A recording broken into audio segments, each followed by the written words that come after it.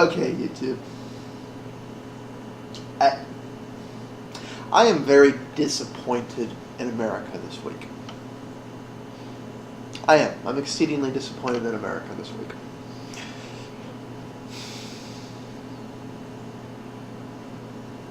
First, the government shutdown.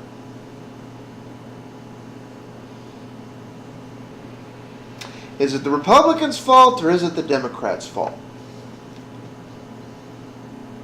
It's the government's fault. There isn't an innocent side in this. Both sides want something that is diametrically opposed to the other side's desire. So let's look at the two sides' position. The government is responsible for the government shutdown.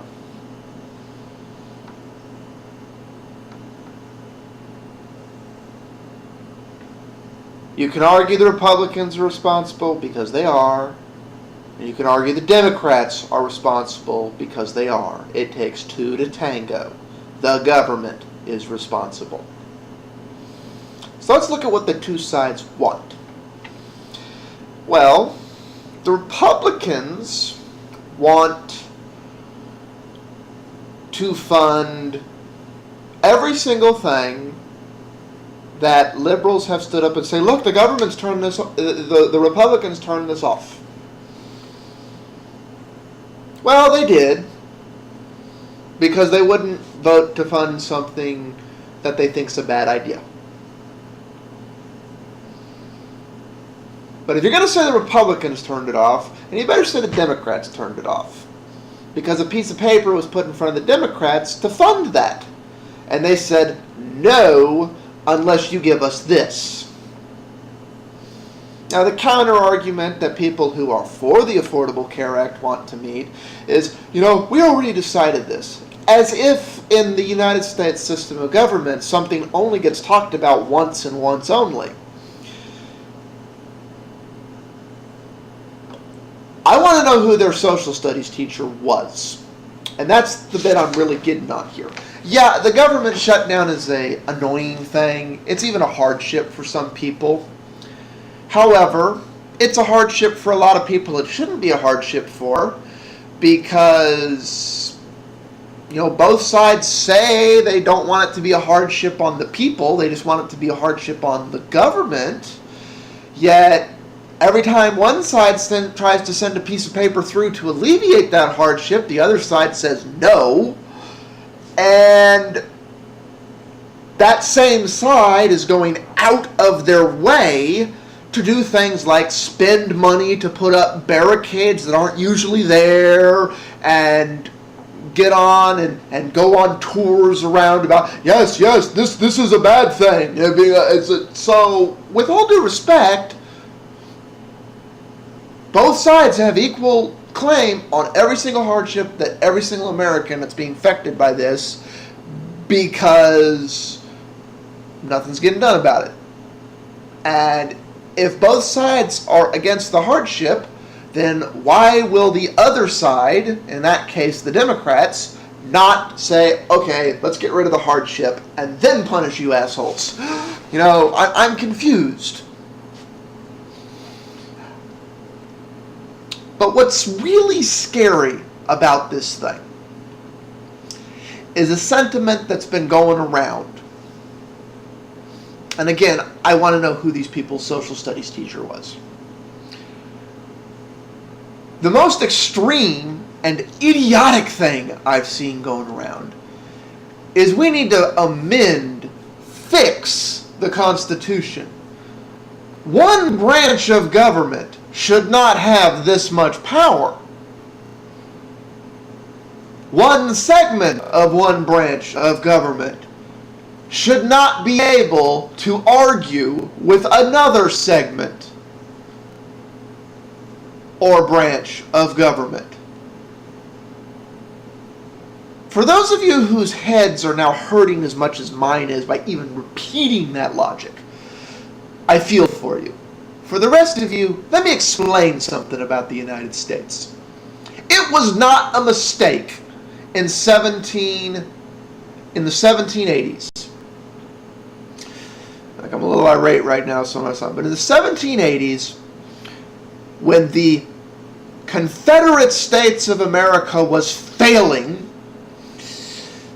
begrudgingly, the American colonies got together and said, we're about individual liberty, individual freedom, individual rights, individual sovereignty.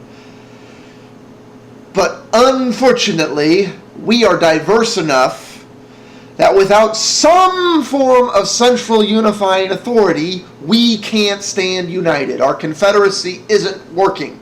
So we need a federal government and a central union and a federal government that on certain specific tasks can veto the states' rights, can veto certain specific things. And they sat down and they argued adamantly about what those things were. Nothing listed in there was a mistake. And it went back through drafts and redrafted. There was even the idea that America might have become a kingdom. And we were brought a republic if we could keep it.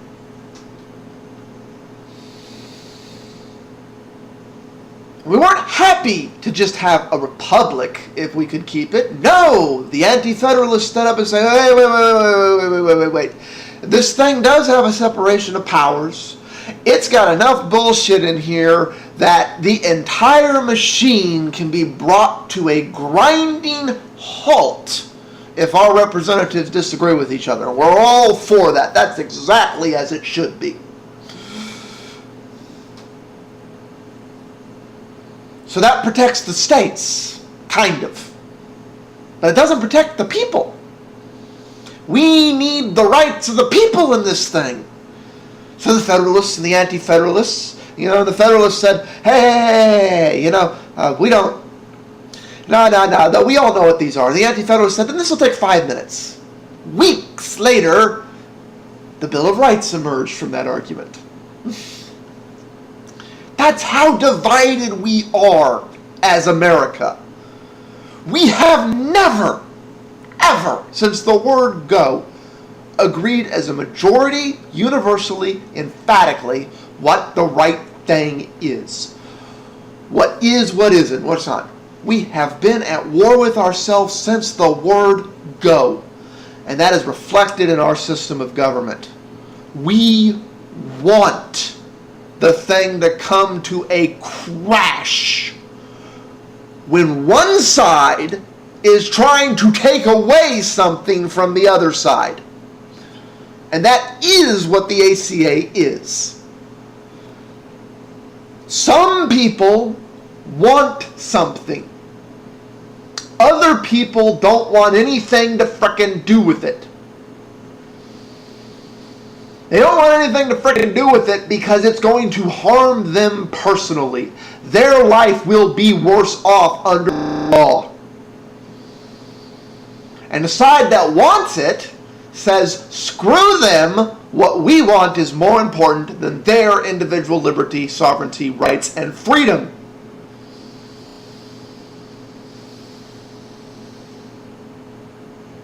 That this idea has this much momentum in the United States of America, and that the reaction to this idea having this much momentum in the United States of America is we need to dismantle the roadblocks to it happening expeditiously, should make every American citizen's skin crawl, and you should cringe. Do I understand the logic behind the Affordable Care Act? Of course. Do I think it's a wonderful thing that America has a very dysfunctional healthcare system, that people can go bankruptcy from a mistake, from an accident, from just an unfortunate happenstance? Do I think these are good things? No. Likewise, do I think it's a good thing to tell people they don't have the right to say no or yes to something of their own volition? Do I think it's a good thing to tell people they don't have the right to take care of themselves? Do I think to tell people it's a good thing that their rights don't matter for the will of what is deemed the general welfare. No. That is a slippery slope if ever there was one. Once we set the precedent in this country that the general welfare trumps the rights of the individual, what is the United States of America will not endure. Once that precedent is set, it won't endure. We will be setting the precedent in the United States of America that liberty is not unalienable. It is subject to the will of the general welfare. That we must preemptively limit your rights prior to your misdeeds. That we must remove your freedom to choose to operate as on your own cognizance. Now, am I saying that's what ACA does? No. The primary thing ACA does is visit a lot of financial hardship on a lot of people who really can't afford it. It asks people to buy things that they can't afford, and it makes that law, and then when they can't afford to buy them, it gives them a tax. That may be constitutional. I'm not sure it's very ethical, and technically it is constitutional. The individual mandate taxes will probably be challenged in the Supreme Court. But the real scary underpinning here is that at least half the country, it may be a little bit more, is sitting here arguing that what's wrong with America is freedom and a government that isn't all powerful.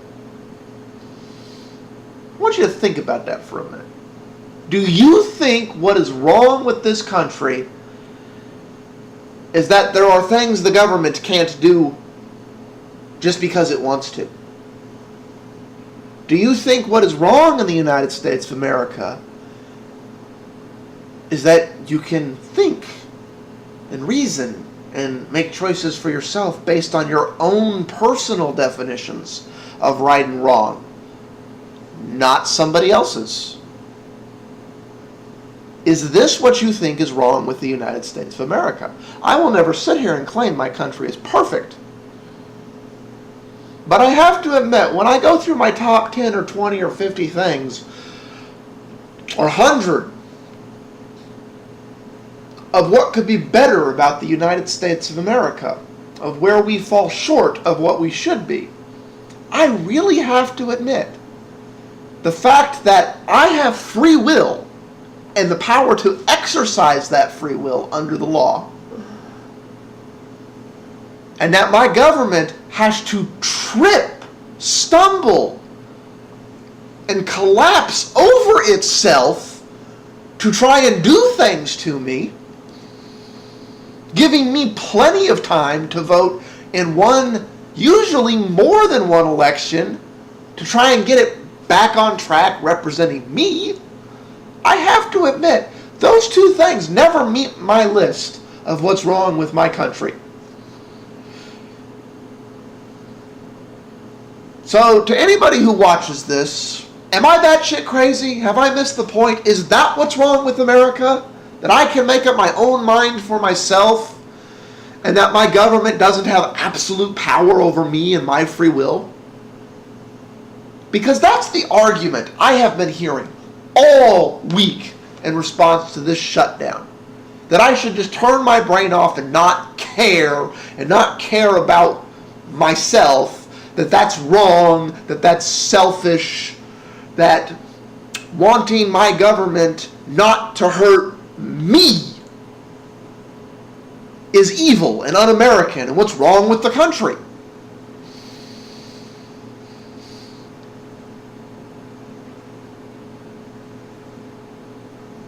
If I've been yelling or ranting or possibly foaming at the mouth, I apologize. I am trying to be civil in this, because when the United States breaks down to the point that we cannot have civil discussions over 180 philosophical disagreements, which is emphatically what's the rub here. You know, one side wants, what will destroy the rights of the other side. That will be the end of the United States of America. There won't be a United States of America. There may be something that calls itself the United States of America, but it won't be the United States of America. That's one of the key hallmark, founding things that makes the United States of America the United States of America. And if it is the will of the American people that their rights should be taken away from them for their own good, that isn't America. That is not the nation I pledged allegiance to as a boy, and it is not a nation that stands for liberty and justice for all. I did not pledge allegiance to one nation, for the government, under the government, by the government's general welfare for the people. That is not what I pledged allegiance to. I pledged allegiance to a republic that stands for liberty and justice for all, for 100% of the people. Not the popular opinion of the moment of the mob, as dictated and decided by the will of the government for the general welfare, even though they don't know better, of the people. Think about it. Which would you prefer to live under? We ain't perfect, but that's a hell of a lot worse.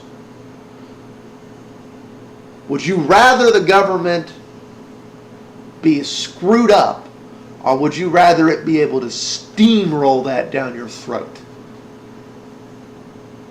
Think about it.